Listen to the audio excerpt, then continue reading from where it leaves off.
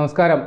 ഇന്ന് ആദ്യം അമേരിക്കയിൽ നിന്നുള്ള ഒരു വാർത്തയാണ്. സാധാരണ ഇന്ത്യ അമേരിക്ക വ്യാപാര യുദ്ധം സംബന്ധിച്ചുള്ള വാർത്തകളാണ് സാധാരണ നമ്മൾ പ്രതീക്ഷിക്കേണ്ടത്. പക്ഷേ അമേരിക്കയിൽ നിന്ന് അതീവ ഗൗരവ സ്വഭാവമുള്ള മറ്റൊരു സംഗതി ഇന്നുണ്ടായി. അവിടെ വീണ്ടും ഒരു വെടിവെപ്പ് നടന്നിരിക്കുന്നു എന്നുള്ളതാണ്. അമേരിക്കയെ സംബന്ധിച്ച് അവിടെ ഈ വ്യക്തി തർക്കങ്ങൾ അല്ലെങ്കിൽ അത്തരത്തിലുള്ള പ്രശ്നങ്ങൾക്ക് പോലും തോക്കെടുക്കുക, വെടിവെക്കുക, അത്തരത്തിലുള്ള സംഭവങ്ങൾ വളരെ സാധാരണമായിട്ടുള്ള ഒരു സ്ഥലമാണ് അമേരിക്ക. അതിൻ്റേതായ പല കാരണങ്ങളുമുണ്ട്. ഇപ്പോൾ സംഭവിച്ചിരിക്കുന്നത് അതിൻ്റെ ഗൗരവം വർദ്ധിക്കാൻ കാരണം ഇപ്പോൾ ഈ വെടിവെപ്പിൻ്റെ ഇരയായി മാറിയിരിക്കുന്നത് ഒരു 31 വയസ്സുകാരനായ ഒരു ചെറുപ്പക്കാരനാണ്. ഒരു പക്ഷേ ഭാവിയിലെ അമേരിക്കയെ നിയന്ത്രിക്കാൻ വരെ ശേഷിയുള്ള തലത്തിൽ വലിയ രീതിയിൽ ജനപിന്തുണയുള്ള ഒരു വളർന്നു വരുന്ന യുവ നേതാവായിരുന്നു ഇപ്പോൾ കൊല്ലപ്പെട്ടയാൾ. അയാളുടെ പേര് ചാർലി കിർക്ക് എന്നാണ്. കിർക്ക്. അദ്ദേഹത്തിന് 31 വയസ്സ് മാത്രമേ ഉള്ളൂ. വെറും 18 വയസ്സുള്ളപ്പോൾ ഒരു സന്നദ്ധ സംഘടന തുടങ്ങിയാണ് അദ്ദേഹം ഈ പൊതുപ്രവർത്തന രംഗത്തേക്ക് വരുന്നത്. ആ സന്നദ്ധ സംഘടനയുടെ പേര് ടേണിംഗ് പോയിന്റ് USA, ഒരു ഒരു യൂത്ത് ഓർഗനൈസേഷനാണ്. അപ്പോൾ അത്തരത്തിൽ ഒരു സംഘടന തുടങ്ങി. പിന്നീട് അദ്ദേഹം പല പല ജനകീയ വിഷയങ്ങളിലും അദ്ദേഹത്തിൻ്റെ അഭിപ്രായ പ്രകടനങ്ങളുമായി രംഗത്ത് വന്നു. പല ഡിബേറ്റുകളിലും, അതായത് അമേരിക്കയിൽ ഈ എന്തെങ്കിലും ഒരു വിഷയത്തിൽ ചർച്ചകൾ നടക്കുക, നമ്മുടെ നാട്ടിൽ ഈ ചാനൽ ഡിബേറ്റ് നടക്കുന്നത് പോലെ ചില ചർച്ചകൾ നടക്കുക, ചില സംഭാഷണങ്ങൾ അതൊക്കെ സാധാരണയുള്ള സംഗതിയാണ്.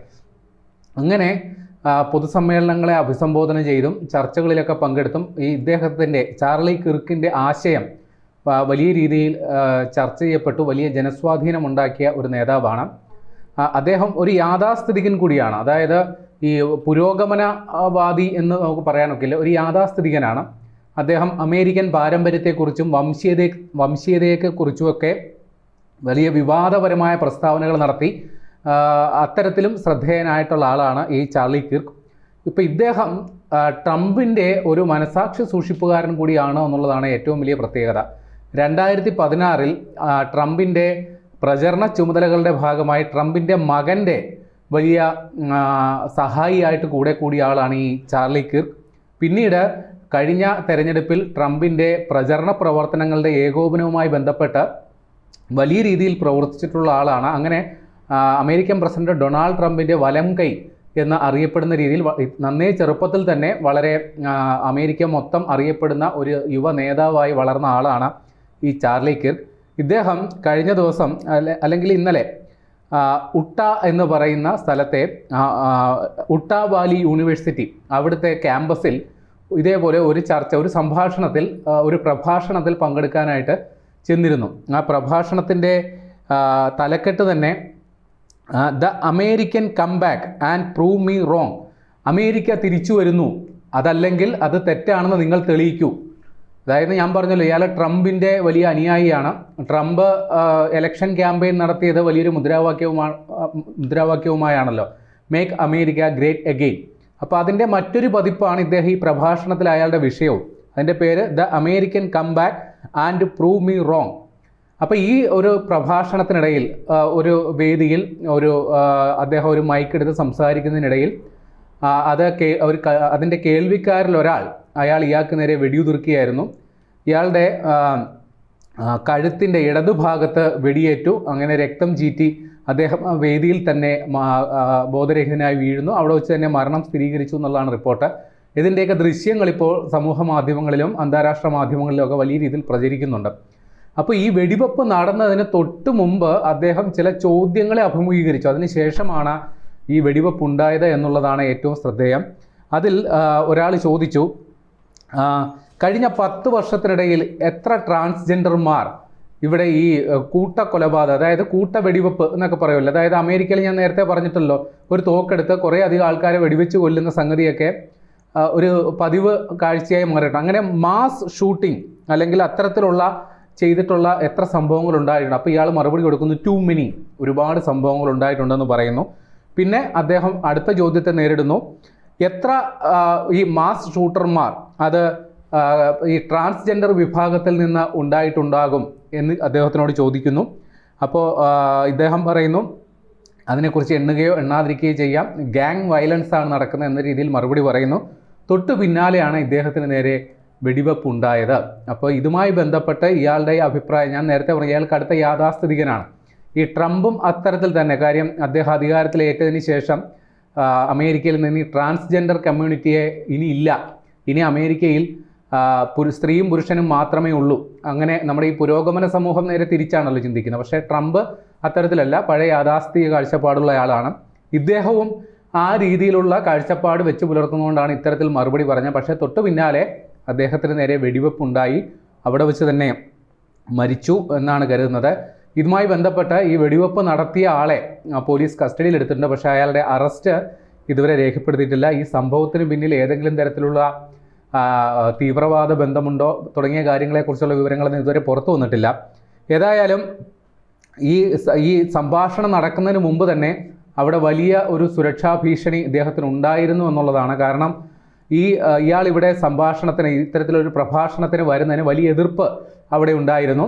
ഈ ക്യാമ്പസിലെ കുട്ടികൾ, ഏതാണ്ട് 1000-ഓളം പേർ ഒപ്പിട്ട ഒരു ഭീമ ഹർജി ഇദ്ദേഹം ക്യാമ്പസിലേക്ക് വരുന്നത് തടയണം എന്നാവശ്യപ്പെട്ടുകൊണ്ട് യൂണിവേഴ്സിറ്റി അധികൃതർക്ക് കൊടുത്തിരുന്നു. പക്ഷേ യൂണിവേഴ്സിറ്റി അധികൃതർ എത്തരത്തിൽ സ്വതന്ത്ര അഭിപ്രായ പ്രകടനത്തിനുള്ള അവകാശങ്ങൾ തങ്ങൾ സംരക്ഷിക്കും എന്ന നിലപാട് പറഞ്ഞാണ് ഇദ്ദേഹത്തിൻ്റെ പ്രഭാഷണത്തിന് അല്ലെങ്കിൽ ഇത്തരത്തിലുള്ള ഒരു ചർച്ചയ്ക്ക് അവർ വേദി അനുവദിച്ചത് എന്നുള്ളതാണ്. ഏതായാലും ഡൊണാൾഡ് ട്രംപ് ഈ സംഭവത്തിൽ അതിയായ ദുഃഖം രേഖപ്പെടുത്തി. അദ്ദേഹത്തിൻ്റെ വാക്കുകൾ ഇങ്ങനെയാണ്: great and even legendary, no one understand or had the heart of the youth in the United States of America better than Charlie. അതായത് ഈ ചാർലി എന്ന് പറയുന്ന 31 വയസ്സുകാരൻ വലിയ മഹാനായ ഒരാളാണ്. ഈ അമേരിക്കയിലെ യുവാക്കളുടെ മനസ്സിലിരിപ്പ് ഈ ചാർലിയേക്കാൾ നന്നായിട്ട് മറ്റാരും കേട്ടിട്ടുണ്ടാവില്ല എന്നുള്ളതാണ്. അപ്പം അദ്ദേഹം ഇത്തരത്തിൽ ട്രംപ് ഈ ചാർലിയോടുള്ള തൻ്റെ അതിയായ താല്പര്യം ഈ അവസാന നിമിഷത്തിൽ മറച്ചു വെക്കുന്നില്ല, വലിയ ആദരാഞ്ജലികൾ അർപ്പിക്കുന്നു. ഈ അമേരിക്കയെ സംബന്ധിച്ച് ഈ മാസ് ഷൂട്ടിംഗ് അല്ലെങ്കിൽ ഇത്തരത്തിലുള്ള വെടിവെപ്പ് സംഭവങ്ങൾ ഇപ്പോൾ വലിയ അത്ഭുതമുള്ള കാഴ്ചയൊന്നുമല്ല. അതിൻ്റെ ഒരു കണക്കുണ്ട്. 2023 വന്നൊരു കണക്കാണ്. അതിൽ അമേരിക്കയിൽ ഈ വെടിവെപ്പുമായി ബന്ധപ്പെട്ടത് ആത്മഹത്യ അടക്കം ഏതാണ്ട് 47,000 പേർ ഈ വെടിവെപ്പിൽ 2023 കൊല്ലപ്പെട്ടിട്ടുണ്ട് എന്നുള്ളതാണ് കണക്ക്.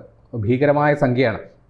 ഇതുകൂടാതെ 2016 ഒരു കണക്ക്, അതായത് ലോകത്തെമ്പാടും നടക്കുന്ന ഇത്തരം വെടിവെപ്പ് സംഭവങ്ങളിൽ, അതായത് മാസ് ഷൂട്ടിംഗ്, ഒന്നിലധികം ആൾക്കാരെ ഒരു വൈരാഗ്യമില്ലാതെ ചുമ്മാ എന്തെങ്കിലും ഒരു പ്രശ്നത്തിൻ്റെ പേരിൽ വന്ന് വെടിവെച്ച് കൊല്ലുക, അത്തരത്തിലുണ്ടായ സംഭവങ്ങളിൽ 1/3 അമേരിക്കയിലാണ് എന്നുള്ളതാണ് 2016 ഒരു കണക്ക്. ഏതാണ്ട് 292 സംഭവങ്ങളിൽ 90 അമേരിക്കയിലാണ് ഉണ്ടായത്. ഈ പഠനം നടന്നേക്കുന്നത് 1966 മുതൽ 2012 വരെയുള്ള കാലയളവിലാണ്. അപ്പോൾ അത്തരത്തിൽ ഒരു സംഭവം കൂടിയുണ്ട്. അതായത് ഒരു വ്യക്തിബന്ധമോ ഒരു വൈരാഗ്യമില്ലാത്ത ആളുകളെ പോലും ചുമ്മാ വന്ന് ഏതെങ്കിലും തരത്തിലുള്ളൊരു ഫ്രസ്ട്രേഷൻ്റെ പേരിൽ വന്ന് വെടിവെച്ച് കൊല്ലുന്ന സംഭവങ്ങൾ 1966 മുതൽ 2012 വരെയുള്ള 292 സംഭവങ്ങളിൽ 90 അമേരിക്കയിലാണ്.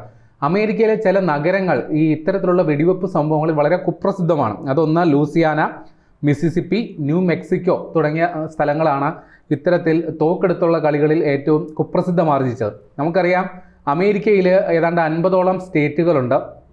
ഈ തോക്ക് കൈവശം വെക്കുക, തോക്ക് ലൈസൻസ് കൊടുക്കുക, ഇതൊക്കെ അതാത് സ്റ്റേറ്റുകളുടെ അധികാര പരിധിയിൽ വെച്ചിട്ടുള്ളതാണ്. അതുകൊണ്ട് തന്നെ അമേരിക്കൻ സർക്കാരിന് അല്ലെങ്കിൽ അമേരിക്കൻ ഭരണകൂടത്തിന് ഈ തോക്ക് കൊണ്ടുള്ള കളിയിൽ കാര്യമായ ഒരു നിയന്ത്രണം ഏർപ്പെടുത്താൻ അത്തരത്തിലൊരു പ്രായോഗിക ബുദ്ധിമുട്ടുണ്ട്. കാരണം അതാത് സ്റ്റേറ്റുകളാണ് ഇത് സംബന്ധിച്ചുള്ള നിയമങ്ങളൊക്കെ നടപ്പിലാക്കുന്നത്. പിന്നെ അമേരിക്കയിൽ ഈ ആളുകൾ ഈ അതിസമ്പന്നന്മാർ ഏറെ ഉണ്ടല്ലോ. അപ്പോൾ അവർ ഒരു വ്യക്തി സുരക്ഷയുടെ പേര് പറഞ്ഞ് ധാരാളം പേർ തോക്കുകൾ കൈവശം വെക്കുന്നുണ്ട്. ചിലർ അത് ആഡംബരത്തിൻ്റെ പേരിൽ ഒന്നിലധികം വിലയേറിയ തോക്കുകളൊക്കെ കൈവശം വെക്കുന്നുണ്ട്.